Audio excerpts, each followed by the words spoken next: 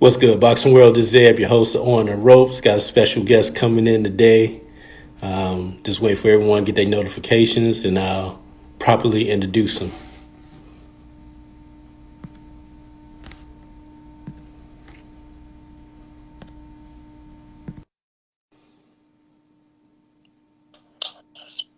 What's up, bro?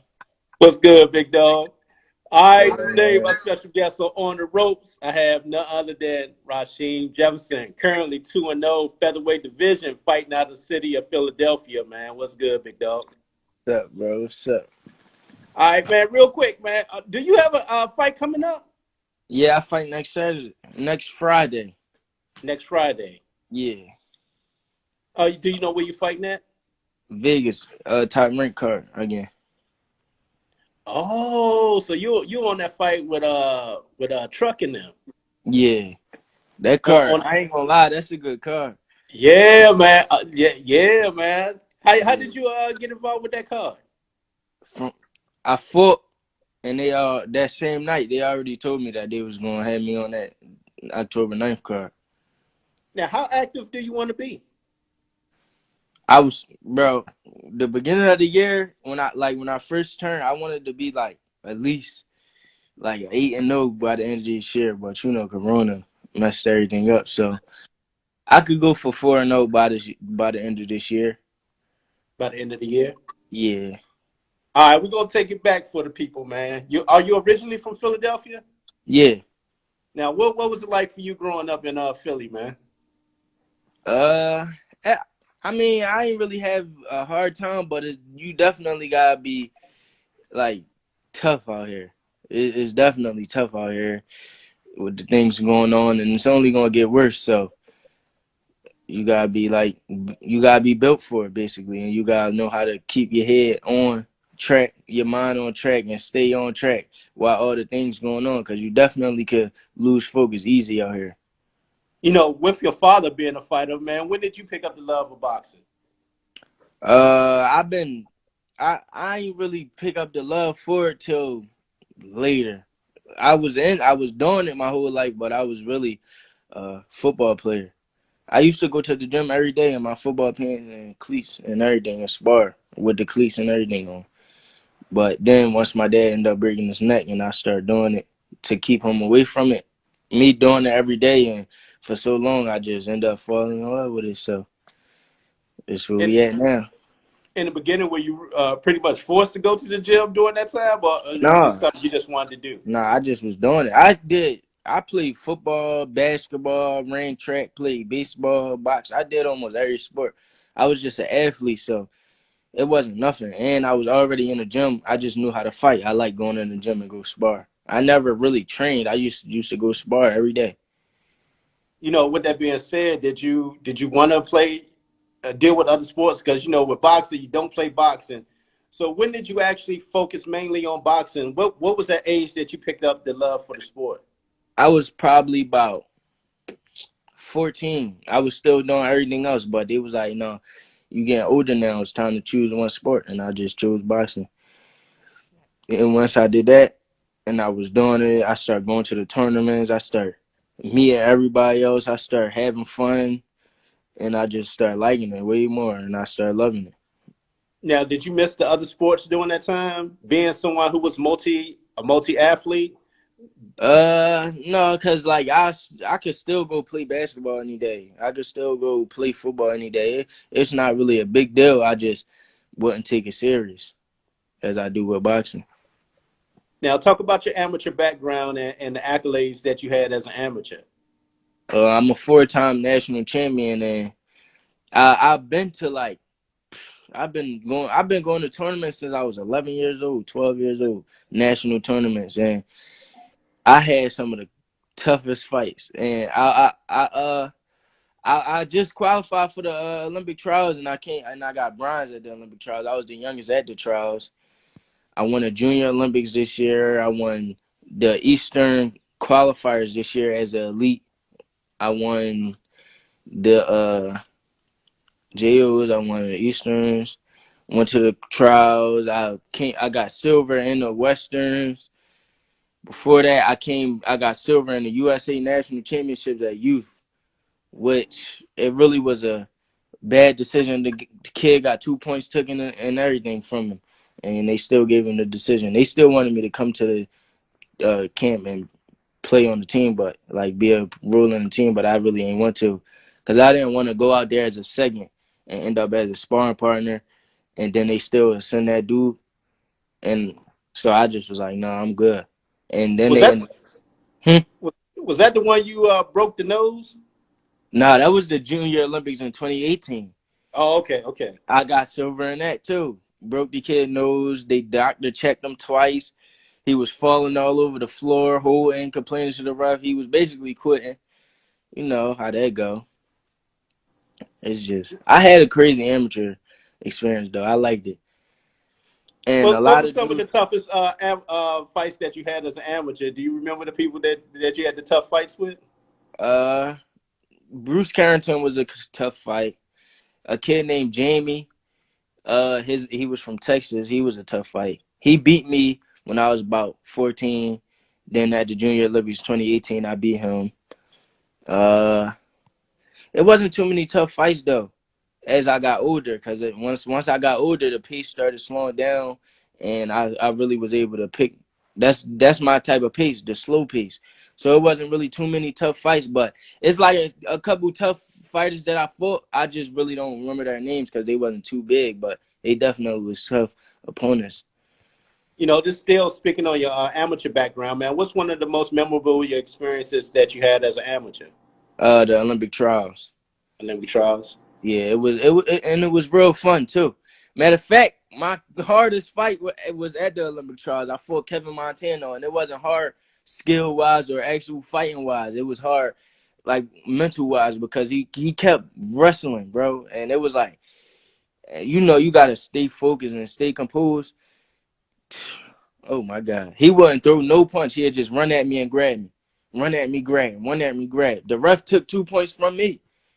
He took a From point from you? him. Yeah, he took a point from him for holding, and then I spent off. And the kid fell because he was rushing and trying to hold me. He took a point from me and said I pushed him. Then he got back up. He held me again. Took a point from him. Then the same thing. I spent out with my hands up to show that I didn't push him, and he took another point from me. I'm like, yo, it's crazy. So that was like a real hard fight, like mental wise. It wasn't even based on the skill or him fighting or the pressure. It was just like, bro, you not even doing boxing at this point. You wrestling. You doing UFC and all that. So it was like the staying composed part. What is the experience like being trained by your dad? What is that like? Uh, it's a good experience because of course he gonna have the best in mind for me, and but he like, of course he hard on me because that's my dad. The father son relationship, and all he want is the best. So it's like even if I'm doing good, he'll still be like, "No, that wasn't enough." You feel me? No, that wasn't enough. So all it was doing is he pushing me, pushing me, pushing me, and I had to get older to actually realize that because when I was younger, I thought he just was like nothing I could do ever be, ever satisfy him. Now I know I'm satisfying him, but he still know I could do better.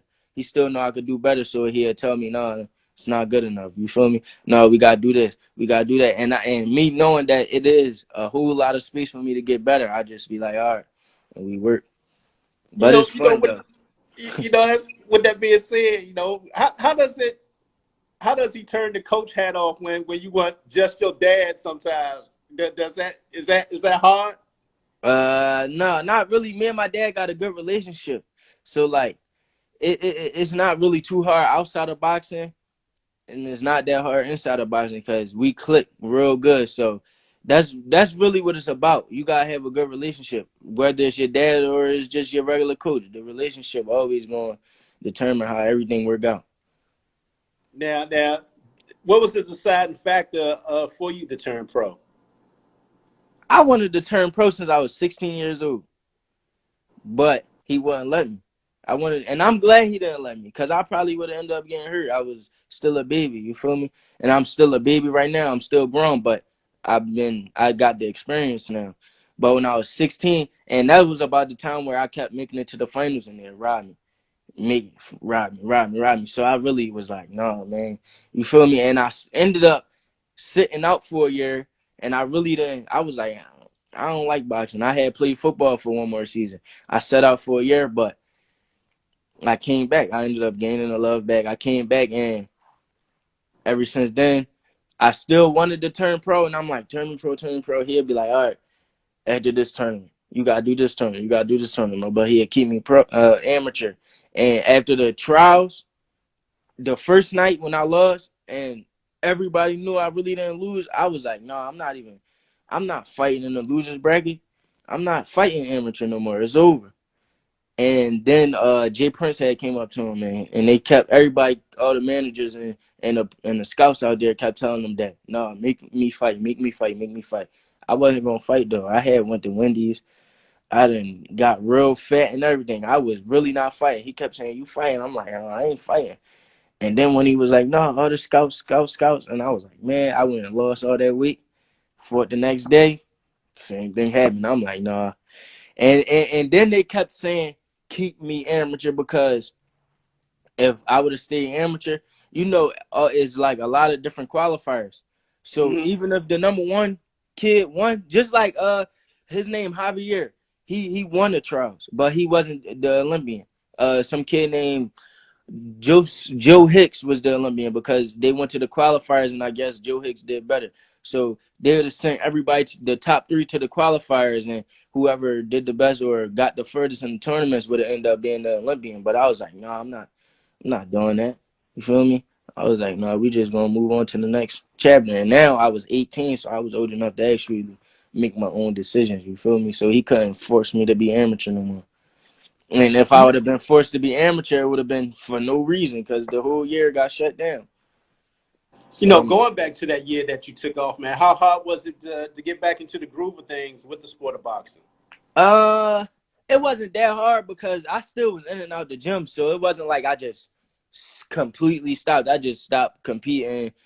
I wasn't really in the gym as much as I was, but I definitely was still in the gym, in and out, in and out, in and out.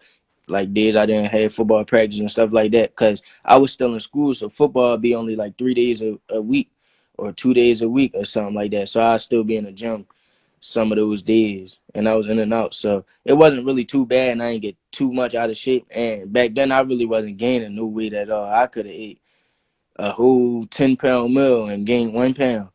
So it was like I really wasn't too far out of shape. I just had to get back, get my accuracy back on point, and things like that. At what age did you want to? You decided that you wanted to be a professional boxer? Probably right before I turned 17. But I was sick, like right before then. I was 16, and that's when I had really came back and did my first tournament. And I had fought 17, 18 when I was 16 at the Western qualifiers at Albuquerque, and I had won that. But I still wanted to turn pro when I was 16. Then we went to Tennessee, wanted to turn pro. It was like ever since I was about 16, going on 17, I really wanted to turn pro. I really ain't like the amateurs no more. You So know, with that being said, what was your dreams prior to that? Because you probably had other dreams, and then one day, like you said, you decided, hey, this is something I want to do for my life. I wanted to go to the NFL. My first love and my favorite sport was football. I played football. Really started playing football when I was 8. So that was my first love. I really wanted to go to the NFL. What position? I played my first year. I played tight end, and then the next year I moved on to running back. Running back, I played tight end and cornerback on defense. Running back and cornerback, and then I started playing like outside linebacker, and I started playing safety. I was running back, running back, running back. So I really played backfield and cornerback on defense mainly. Is I Philly played your favorite team? Is that your team? Eagles. Yeah, I'm sick right now, man. And I played wide receiver too my last year. But yeah, Eagles making us look bad right now, man. Hey man, it ain't nothing like a Philly fan, man. You can't come to that city with no other uniforms or Oh them up in no, the stadium, man. no, definitely not. They'll go Hey, crazy. true story, man. I had a coworker, man. She was 70 some years old. Went to a game up in Philly with the Redskin gear on. Why they threw beer on this old lady, man? They didn't care, man. They I threw couldn't beer believe on it. a 70-year-old lady. Yes, man. Because Yeah. she had the Redskin gear on. Rock they bust when they left and everything, man. Oh no, they crazy. Yeah, they don't play this by the was the Eagles. old. This was the old Philly stadium where they had the jail underneath. Yeah, yeah. Man, You it's can't crazy, play. man. Yeah, you can't come to Philly with no other uniform Nah, on, man. nah. If you with a different team, just wear some regular clothes or something. Yeah, that's what I tell people. If you go up there for a game, man, you be prepared to fight. If you win, And they be still wild now though. They still go crazy. no bull, man. Hey, talk about your first fight, man. You picked somebody who was I think 2-0 at the time Yeah, with two knockouts. with two knockouts. What was Yeah. the deciding factor in doing that first out the gate, man? Uh, well, number one, we ran through like six different opponents, bro. Six different opponents. We had African opponents, Spanish opponents. We couldn't get nobody from Philly. We couldn't get nobody from nowhere. All the opponents kept saying no, no, no, no. So we ended up. This guy ended up finding the dude, and Matt. And actually, we really ended up getting him like the week before the fight. So they sent him. We was like, we'll take it, cause we know we got the skill. We work hard and we focus and we doing what we gotta do. So as long as I'm doing that, ain't nobody gonna beat me. I don't care what the record is. I don't care how old they are, how long they've been professional. As long as I'm staying focused and I'm doing what I'm supposed to do, there's nobody that's gonna beat me. With that being said, what is your path to getting to the world title? And the reason I asked that was I don't know if you had a chance to see that interview with Floyd Mayweather had did with Shannon Sharp, No. where he was talking about where when he was with Top Rank, he went up into the office and got with the matchmaker and was like, I want to fight him, I want to fight him, I want to fight him. Yeah. And within 2 years, he had got to the title. Yeah, I So wanna with get that, to yeah, definitely. Definitely wanna get to a belt as soon as we can.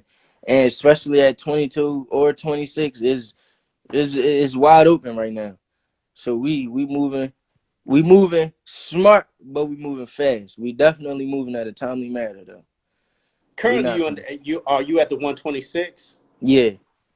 Now, what's your thoughts on the landscape of what you see at the 126 right now? To be honest, I don't even think nobody big enough or skilled enough to really do nothing with me. I'm naturally too big for these dudes, and on top of that, I got skill. I could fight outside and I could fight inside. So it's like it's nothing they can do right now.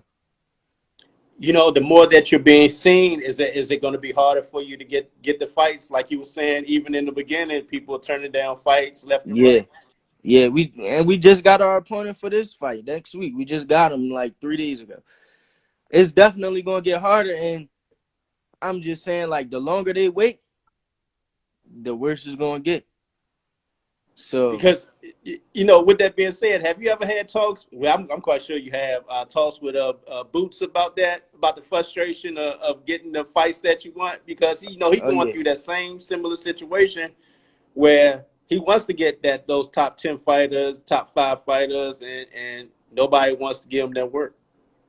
Yeah, no, me and he always talked to me about that, and he told me to take my time and be patient. And that, I mean, it's nothing you could really do, but wait till them guys really gotta take the fight. But that's only gonna get worse for them, like I said, because I'm only getting better, I'm only getting smarter, I'm only getting stronger.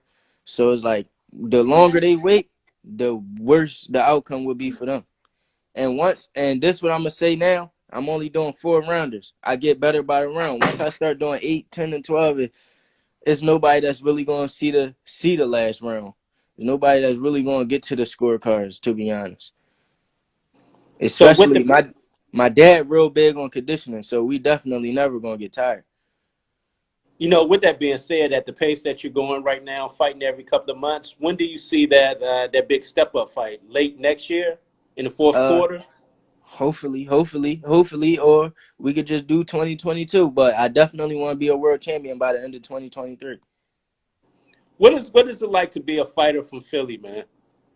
It's hard because, man, if you make it out of Philly, you got to know how to fight. You got to know how to fight being in the city. Either if you're a boxer or you just a regular person, you got to know how to fight.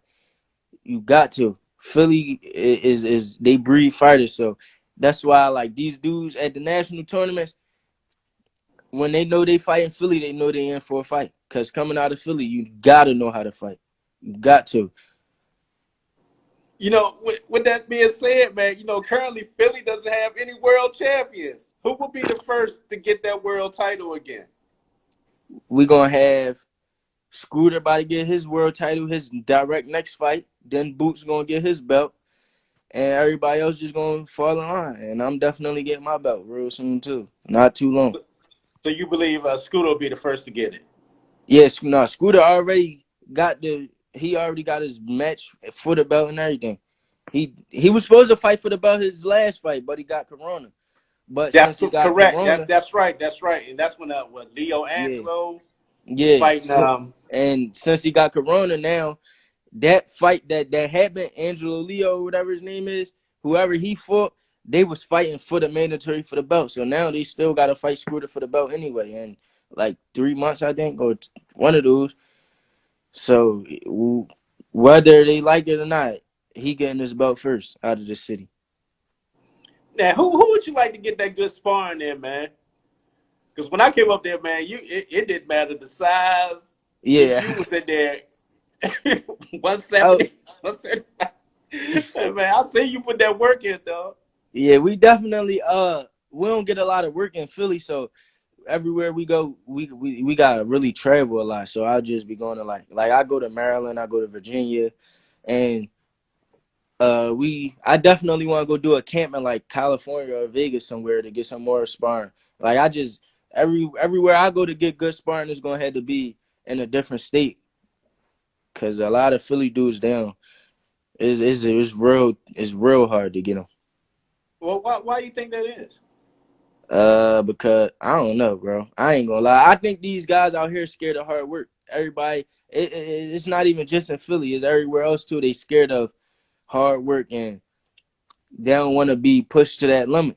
To be honest, that's what I feel like because everybody want to pick and choose who they want to spar and beat up on, or who they want to fight and beat up on. Everybody want to be in front of a punching bag.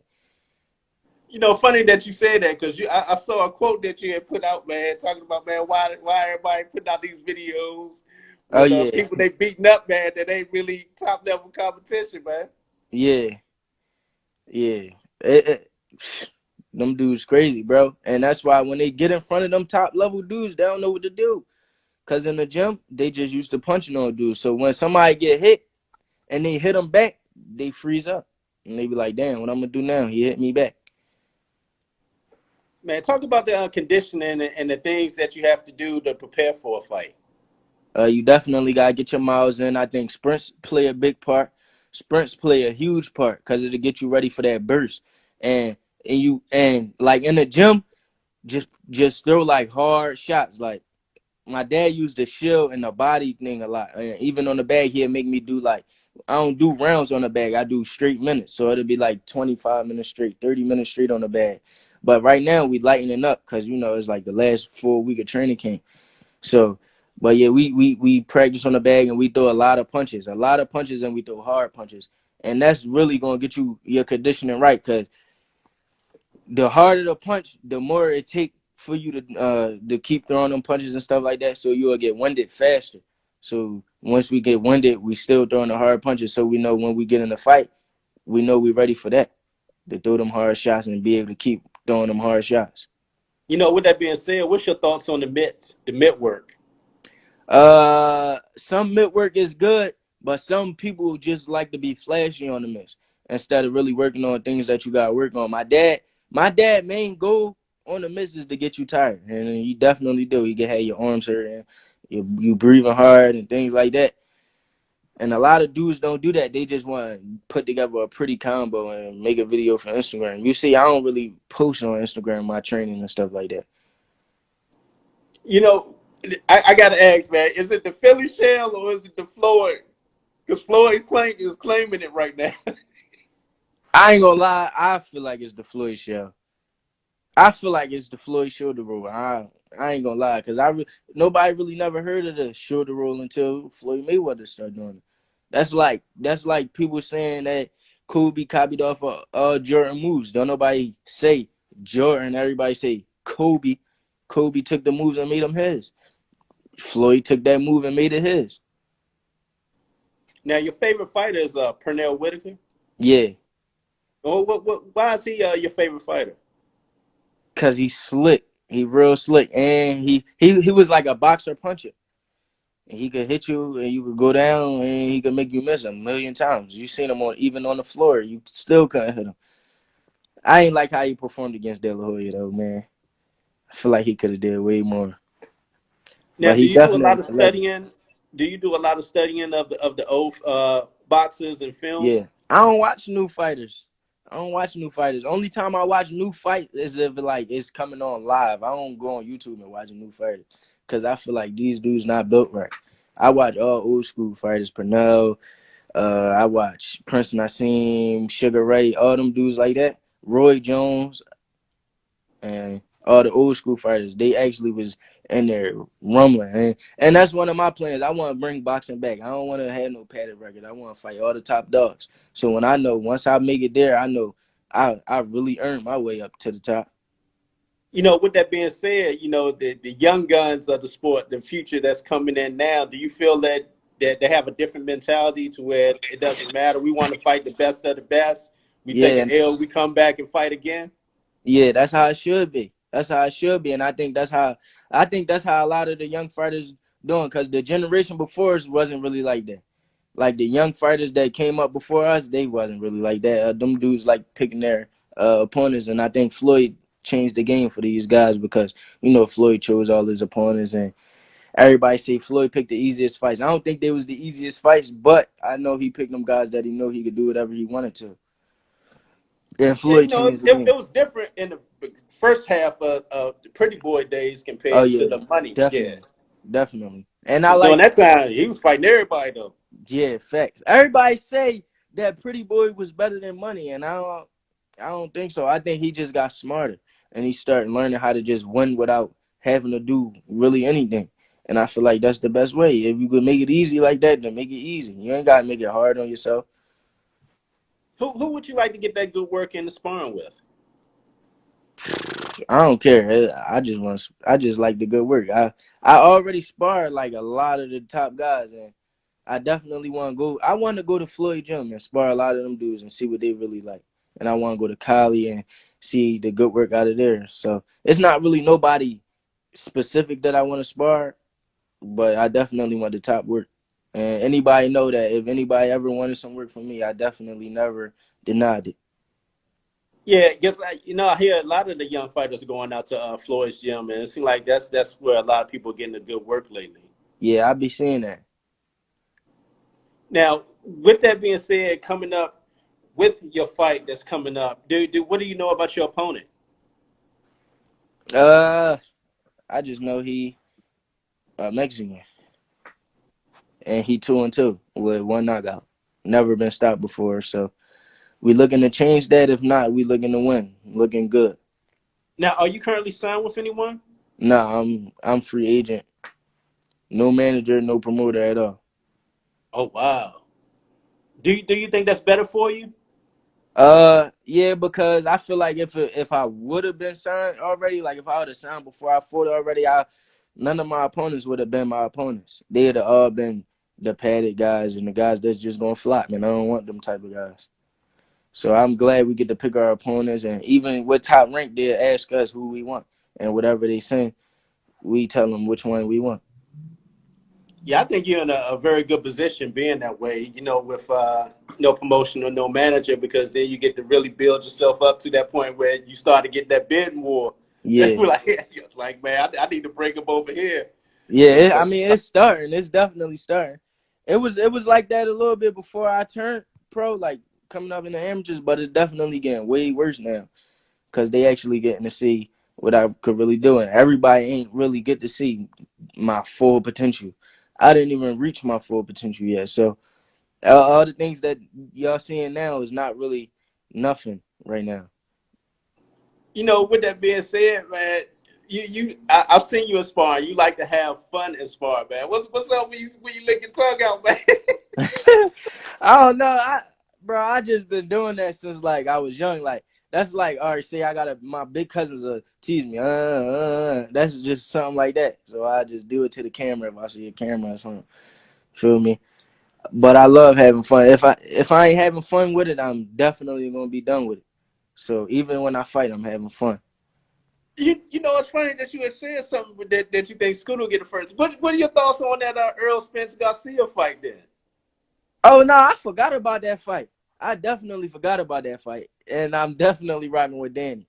Every other, I definitely forgot, and they about Because to fight. that one coming up. Yeah, they definitely about to fight. So Danny about to get that one first. And all my other interviews ain't nobody like what I was saying, but I think Danny gonna knock him out. Well, why I you don't think that?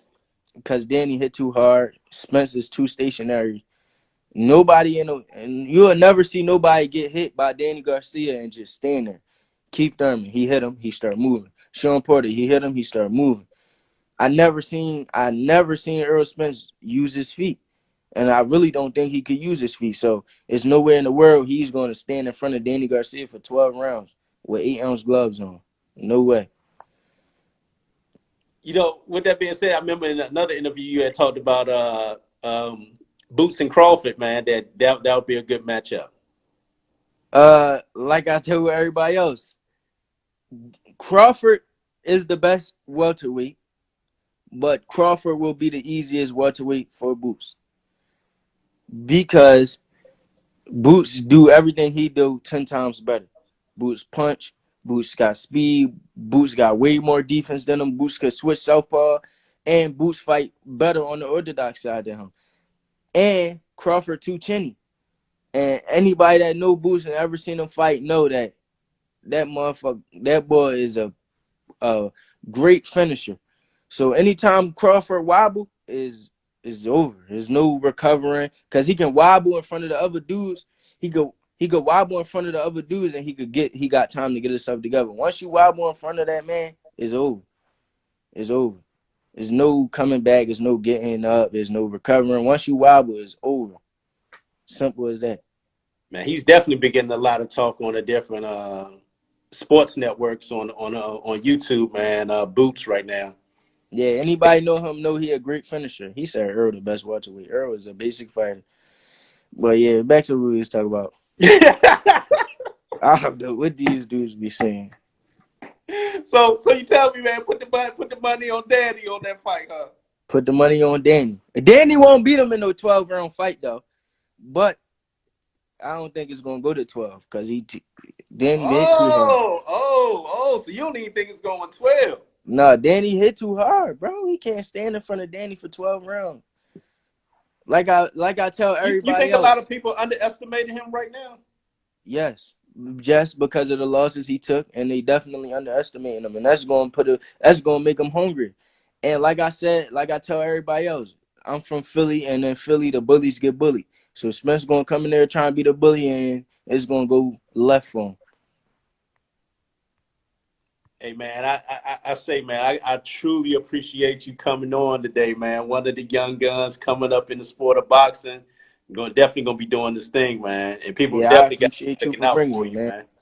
Definitely. Hey, before we wrap it up, man, Yeah. what is have you looked deeper into the future? Like what's life after boxing for you? My plan is to make $1 billion outside of boxing. My main goal is not just making money in boxing. I wanna make my money in boxing, but I wanna turn that into different money so I could actually triple my money from boxing. You feel me? So I want to make $1 billion outside of boxing. That's my goal, and I'm gonna reach it. Like, have you had like different mentors to talk about different things that you want to do outside of boxing? Because I hear like a lot of boxers are into the flipping the houses. I hear a lot of that. Yeah, that's one of my main things that I want to start with. I want to start with the houses and stuff like that, buy properties, and I definitely want to buy some land. I want to buy some restaurants and everything like that. So we just going we just gonna do everything and we gonna do it big. One of my main mentor is my dad though. He makes sure everything I'm doing it right, and he give me his opinion on everything before I do it. Hey man, once again, man, I truly appreciate your time coming on today. Won't be the last, man. Definitely gonna be Yeah, definitely. checking that joint out because I'm gonna be out there. I'm gonna be out there in Vegas next from Wednesday to Saturday. So I'll holler at you when I'm out there because Oh yeah, y'all going to the definitely, bubble Wednesday though. bro. I hate the bubble. Yeah, because truck people told me y'all going to the bubble at Yeah, Wednesday we night. yeah we. I get out there Wednesday at the noon, 12 Yeah, noon. me I get too, out there me too. early. Yeah. That's gonna be a long couple days, man. Well, at least in the bubble, do you get a chance to work out or no? Oh yeah, we get a chance to work out. We definitely Okay. going. I mean, they ain't got no choice but to let us work out. We just got certain times where Yeah, we I can was work out. wondering that. How does that work? Like with certain times, y'all got to go. Yeah, yeah, certain Okay. times. But my last fight, I ain't have to work out because we got there the day before the wins. I ain't had to work out, so that's what I'm planning on this time too. Put less work on my body, so once the fight come, I could be real fresh. I hear that, man. Hey, man, Yeah. good luck on Friday night, big dog. All right, my man. Thanks We talk when I get out there. for sure. All right. All right, there you have it. Rashiem Jefferson currently 2-0, fighting next Friday night. And man, he gonna be doing big things, man, for real. Fighting out of Philly. And he gave his predictions, man. A lot of people underestimating Daddy, man. I don't know, man. We'll see what happened in that fight. But I want to thank everyone for tuning in to On the Ropes. I'm Zeb. We out.